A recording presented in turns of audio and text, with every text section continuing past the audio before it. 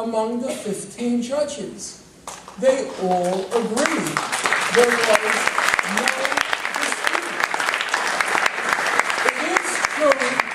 It is true that on the specific issue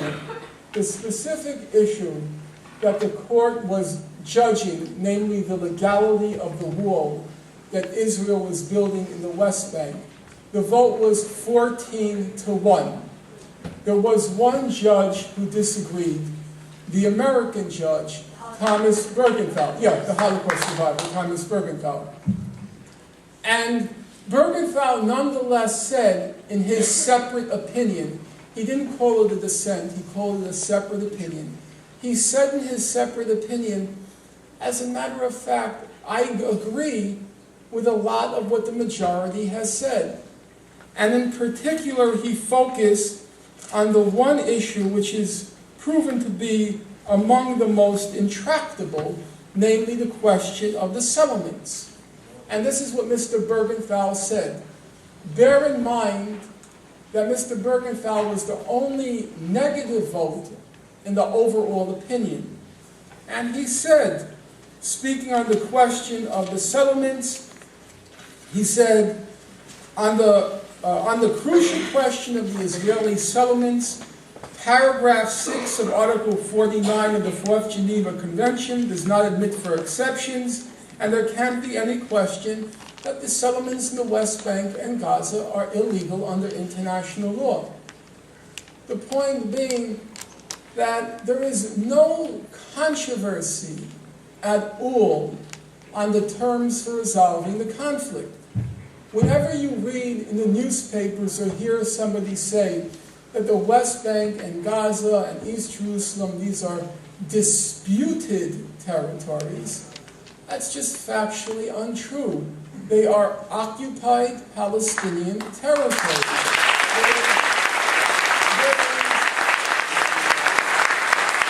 There is no dispute whatsoever in the most representative and respected international institutions. When you hear it said that the settlements are controversial, it's simply factually untrue. There is not one single human rights organization in the world, and not one single respected legal body in the world which regards the settlements as anything but illegal under international law. Now, the first gentleman who spoke a few moments ago when I asked for the final status issues, he raised the question of the refugees. And yes, that is one of the final status issues. It happens that the International Court of Justice didn't rule on it because it wasn't relevant to the question of the wall. But the major human rights organizations have weighed in. So if I were to ask this young woman here, what's the main human rights organization in the world today, what would you say? Let me hear. Anyone? Amnesty. And what's the second? Human Rights Watch. Exactly. There's not much dispute about that. The two leading human rights organizations in the world today, Amnesty International and Human Rights Watch. Well, as it happens, both Amnesty and Human Rights Watch, they have issued policy papers on the question of the refugees. And both of them say, and I'll quote now from, we'll begin with Human Rights Watch.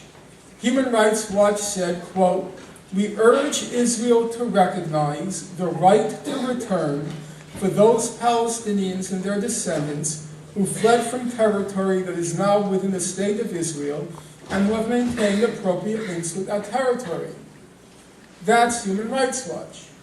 Amnesty International, they said, "We call for the Palestinians who fled or were expelled from Israel, the West Bank, or Gaza, along with those of their descendants who have maintained genuine links with the area, to be able to exercise their right of return."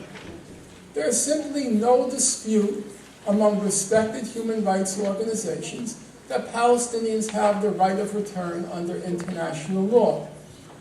Now, there are two conclusions to be drawn from those, the picture I've tried to depict to you or sketch to you relatively quickly.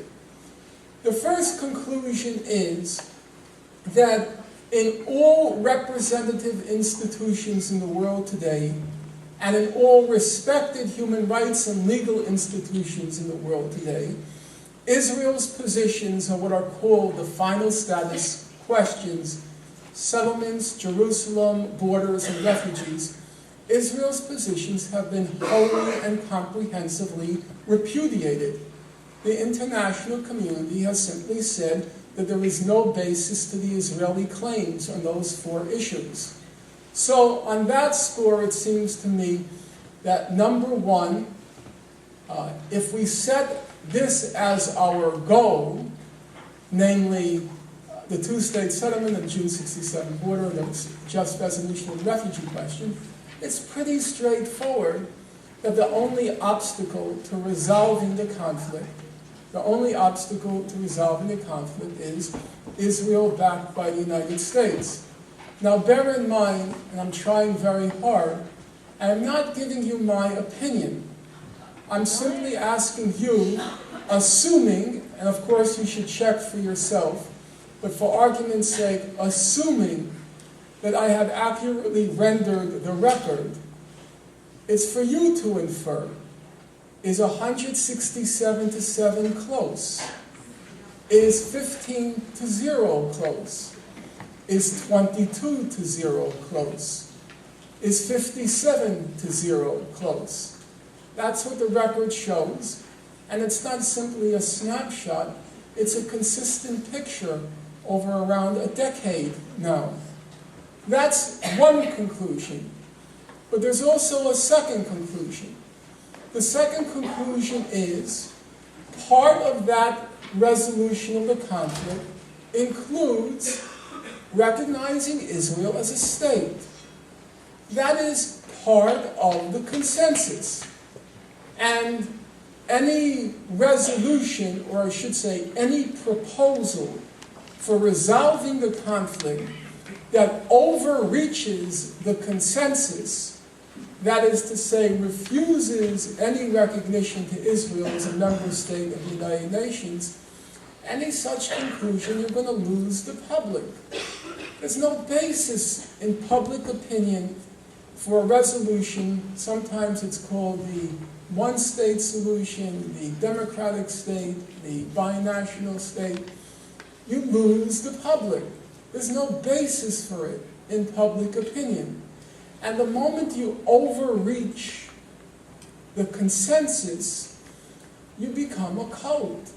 You're no longer creating a movement. So let me give you a concrete example. I told you a few moments ago, if people were to block the boulevard in where I live and tell me to, wake up your conscience, Finkelstein, you got all those codes, bring them down, I'd be the first one to do it. I know that. But what if they said, Finkelstein, we're not asking you to give your code, we're asking you to give a room in your house. Now, the truth be told, those who ask me that, I think they have the moral argument on their side. If we use the proverbial standard, what would Jesus do? I think Jesus would give a room. But in the real world, I'm not Jesus. And I'm not proud of it, and I'm not going to boast about it, but I'm not ready to give my room. If you overreach in the demands you make of the public, you lose the public. And then there's no possibility of building a movement to end the conflict. And so just as the consensus repudiates Israel on all the critical issues bearing on the conflict, it's also true to say that the consensus puts limits on what can be asked of the public before you lose it. And the limit is exactly as it's defined. The two-state settlement on the June 67 border and a just resolution of the refugee question. Well,